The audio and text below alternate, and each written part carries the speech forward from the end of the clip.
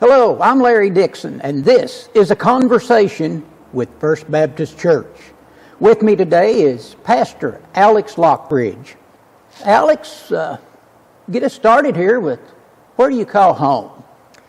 I grew up in southeast Nashville, it's a little town called Antioch, and spent about 11 years there. So I'm a Tennessean. I have some other roots, but Tennessee is home. My family lives in Knoxville now, so part of that feels like home too.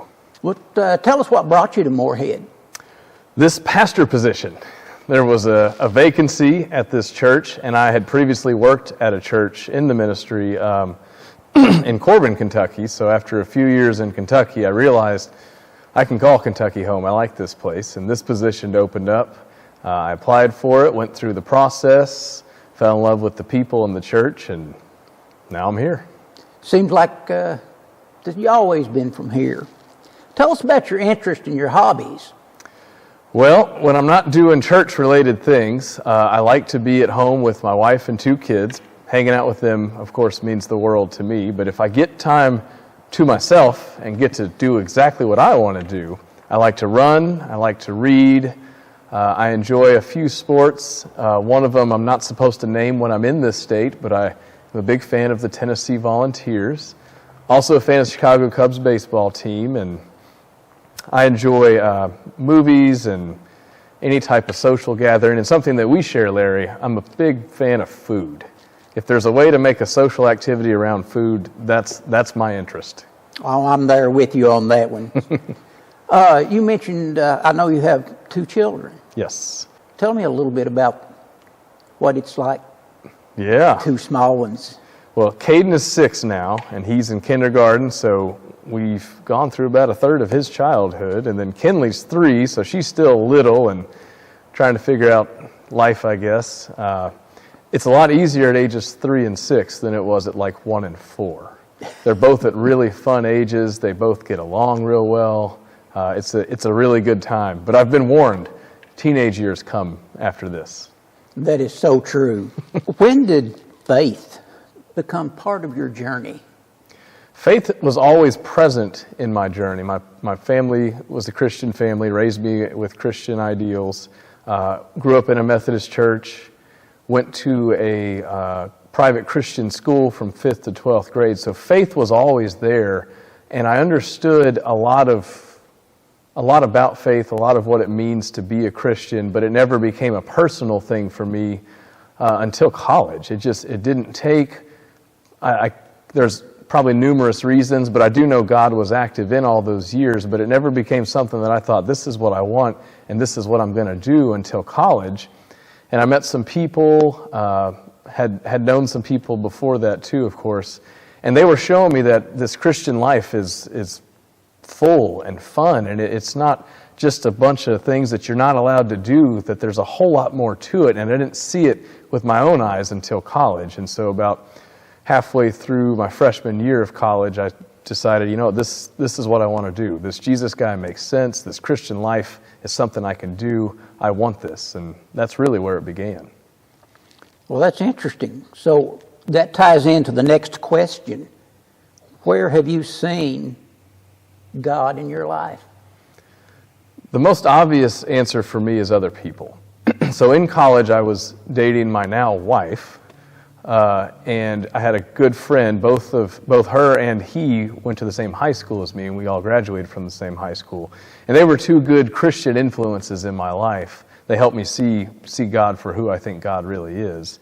And then in college, I met a bunch of other people that I saw, okay, the Christian life is something that looks fun, that looks fulfilling, and I saw God in those people. And so then in the calling into ministry and going through college and seminary and working in now 3 churches, I've just learned to find God in the uniqueness of every created person.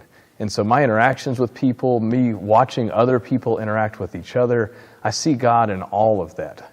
God is always bursting forth from how God created people. And there are other ways to see God, but I especially love the unique ways that we are individuals and that God left God's handprints on us. If I have to pick a second way, which I'm glad to, I see God in nature. If I go out and look at the stars, I'm usually in awe, just thinking about how insignificant we are in comparison to the vastness of the universe. Anytime I'm at the beach, that just seems to be a holy place. I see God in a lot of places, and it takes time and some fine-tuning to look for God in those ways, but it's much easier to do now that I've been in ministry a while and have been involved with so many people.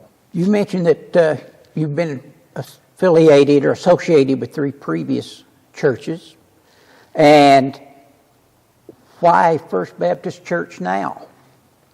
Well, my previous positions were all associate positions or part-time positions, usually focused on youth and children's ministry. The last church I served, I got to do some more holistic ministry and serve all ages of the congregation.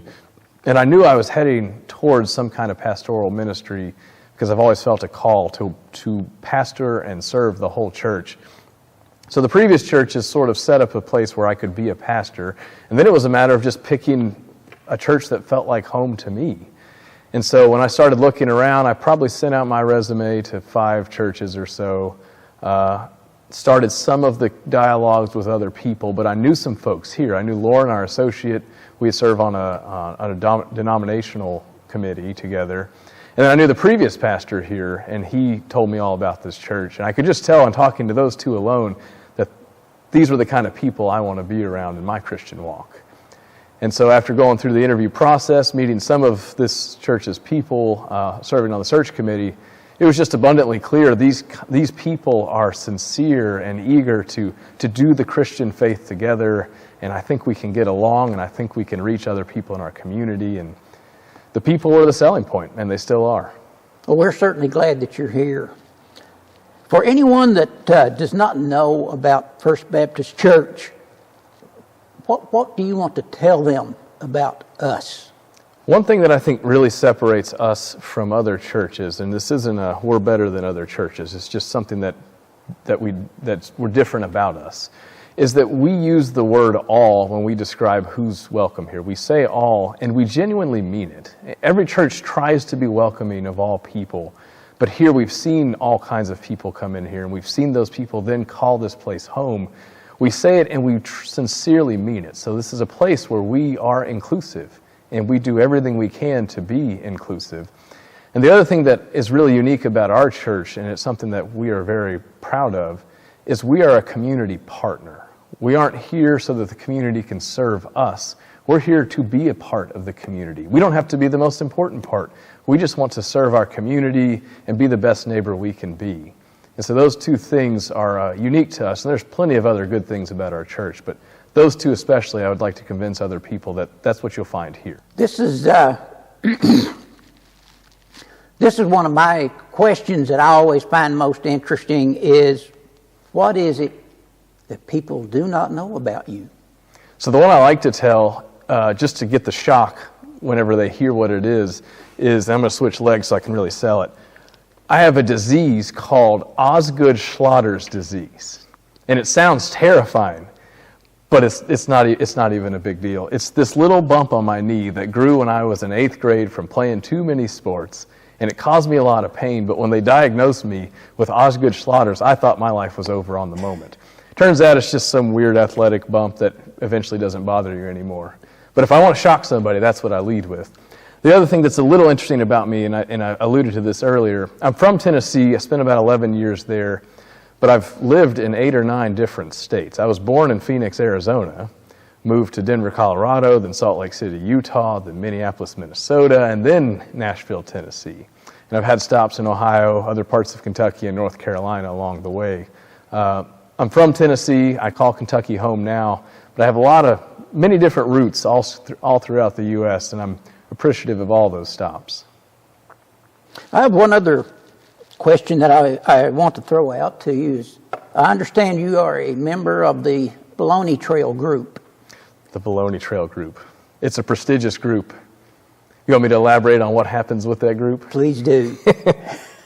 It's a group that I had to be invited into and was warmly welcomed into, and I assume that you started this group. But the Baloney Trail group finds all the unique and delicious places carved out in random pockets of Kentucky where we can partake of God's favorite food, namely fried bologna, but there are other things we're willing to eat too. So a small group of us, maybe 5, 6 people, find random spots in Kentucky. We get to tour the state, we get to see what the state has to offer, and then we find what others might call a hole-in-the-wall restaurant and discover the best food in our state. And we look for a place that has bologna so we can at least try it, but we're willing to try barbecue, burgers, just any of the greasy, the food that we all were raised on, the food that we all want still. Alex, thank you for being here with us today. I'm Larry Dixon, and this is A Conversation with First Baptist Church.